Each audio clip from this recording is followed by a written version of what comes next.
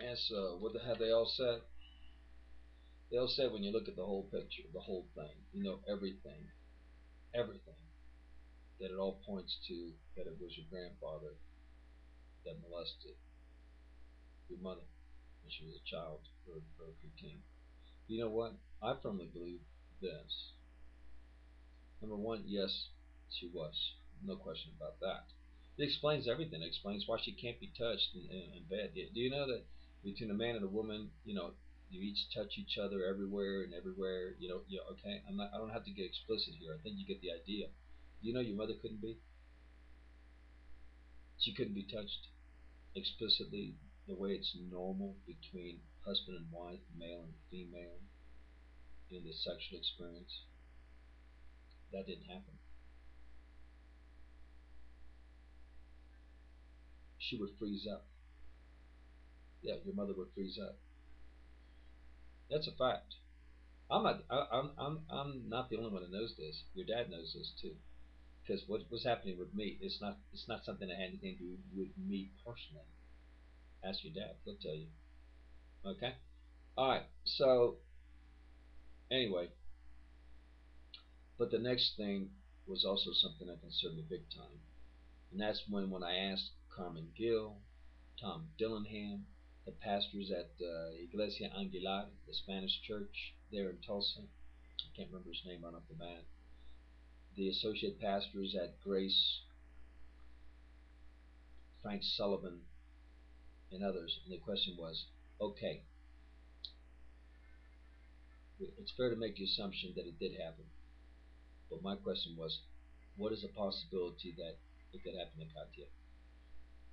Is it possible that if, as it shows, that it was her father that did this, could he come after Katya? Wow, incredible. You know what they all say?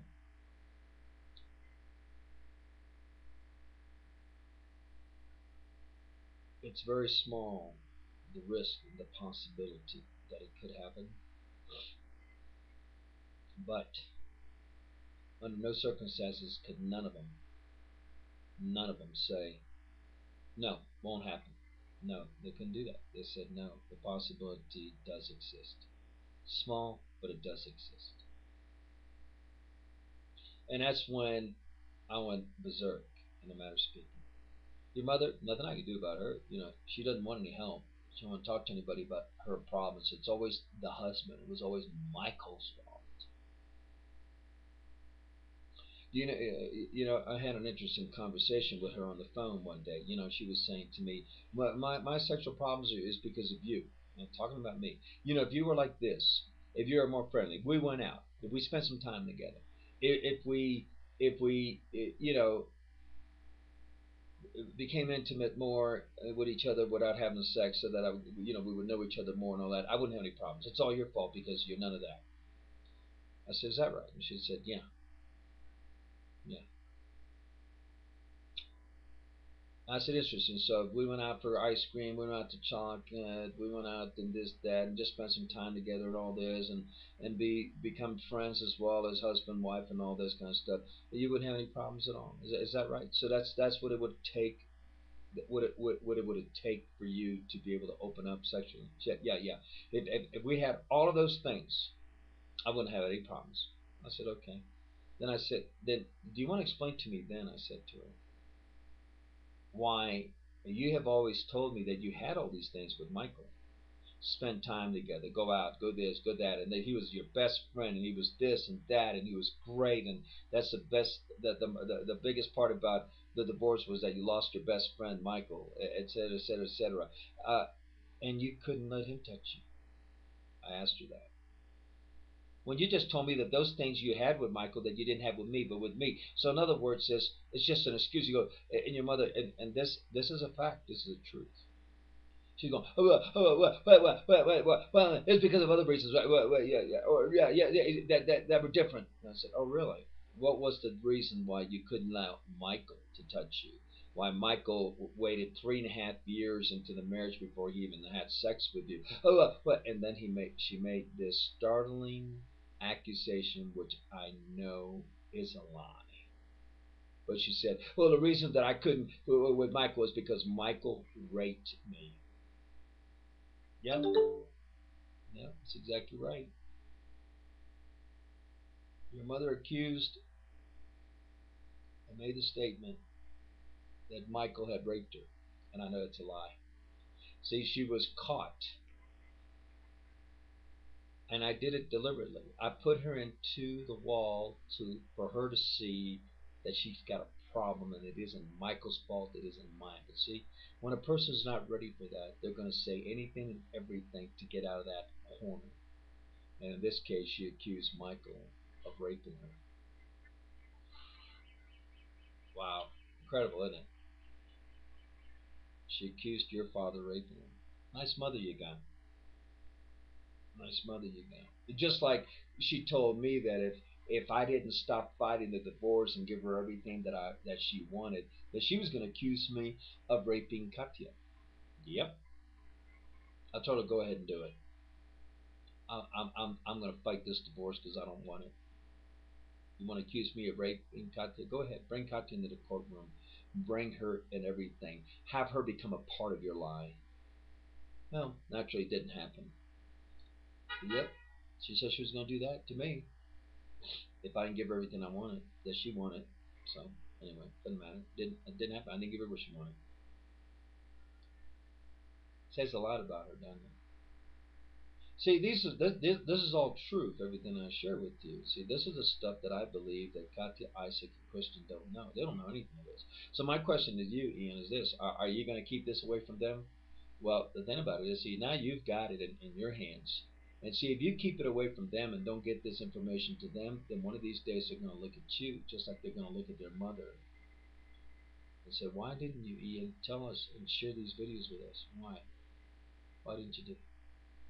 Just like the difference will be with your mothers, they're going to look at her and say, "Did you accused our father that he was going to kill us when you knew it was a lie?" And what's your mother going to say? Blah, blah, blah, blah, blah, blah, blah, blah, before they, who knows? Maybe the prophecy, maybe before they spit in her face. I don't know.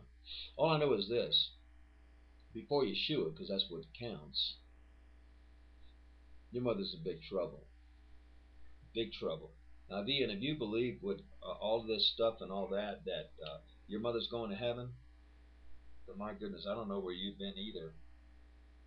If you believe what she believes and what her father believes, etc. Now, I'll also share this with you that the psychiatrist and everybody says concerning the molestation of your mother, because I definitely believe that happened. And I don't do that with trying to harm your mother or anything. It's just that when you look at everything, it explains why she couldn't be touched. It explains why she's frigid. Why she was frigid with Michael. Why she was frigid with me. And people say, well, you had 3 kids. Well, let me tell you something. It only takes 30 freaking seconds to shoot your sperm into a woman if you want. Okay? Listen, when your mother and I would have, when I would try to have extended sex love making with your mother, she would call me perverted, homosexual, uh, pervert, you name it, because I wanted to have long sex, like longer than 1 minute with her. Duh. Okay, man, this is the freaking nightmare I lived with, you know, and your father lived with. Unbelievable, unbelievable. But anyway, wow. So you gonna share these videos with your brothers and sisters, or are you gonna let them live in a lie, whereby the day could come that they're gonna ask you, because they're gonna know you got these videos. They're gonna know one day. They're gonna come to you, phone, email, whatever, and they're gonna ask you, "Did you know this and you didn't share it with us?" Wow, Ian. See, it kind of puts you in a little bit of a predicament, doesn't it? And the same thing with Ricky, who's listening to these. Ricky, your uncle. Michael, no, he's out of the picture, even though he's getting these. Okay. But what are you going to do, Ian? You're going to keep the truth from your brothers and your sister? Is that the kind of man you are? Is that the kind of man you are? What are you going to do when they find out the truth and they know that you had the truth and you didn't share it with them? What are you going to say? Duh! Duh! Well, I'm just like my mother.